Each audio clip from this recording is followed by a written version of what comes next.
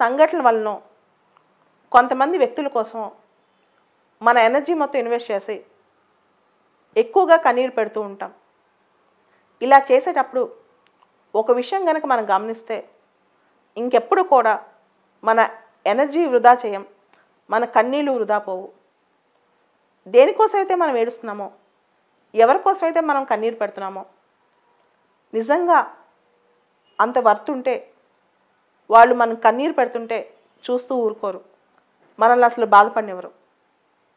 లేదా ఏ వ్యక్తులైతే దానికి అర్హత లేదో, ఏ సంఘటనలు అయితే మనం గుర్తు చేసుకోకూడదో దానికోసం మనం ఏడుస్తూ ఉంటే అదంతా వృధా ప్రయాసే.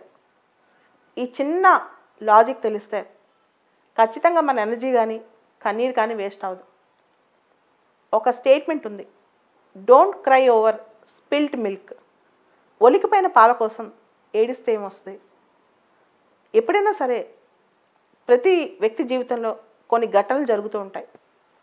కొన్నిటిని పక్కన పెట్టి ముందుకు సాగుతూ ఉండాలి. లేకపోతే జీవితం అంతా ఒక బాధాతప్త హృదయంతో ఆలోచిస్తూనే ఉంటాం. ఈ ఆలోచనలు పక్కన పెట్టేసేయండి. ఇక్కడ మనిషికి ఉన్న ఎనర్జీ శక్తి కనుక ఒక ప్రాపర్ విధానంలో ఒక మంచి కోసం వాడితే కొండలను కూడా పిండి చేసేయచ్చు. అదే ఎనర్జీ, అదే శక్తి అల్పమైన విషయాలకు వాడితే మనం కూడా అల్పులుగానే మిగిలిపోతాం. మిగిలిపోవడమే కాదు, మనం ఎప్పుడైతే ఇన్ఫీరియర్ అవుతామో, ఎప్పుడైతే ఆలోచనలో కూరుకుపోయి ఏమీ చేయకుండా ఉంటామో అందరూ మనల్ని చిన్నగానే చూస్తారు, తక్కువగానే చూస్తారు. కాబట్టి మన ఎనర్జీస్ కానీ, మన స్ట్రెంగ్త్ కానీ, మనలో ఉన్న పవర్ కానీ మంచి కోసం, పురోగతి కోసం వాడుకోవాలి. కానీ బాధతోనో, బరువుతోనో, భయంతోనో, దిగులుతోనో మనం ఇంకా మనల్ని మనం దిగదార్చుకోకూడదు.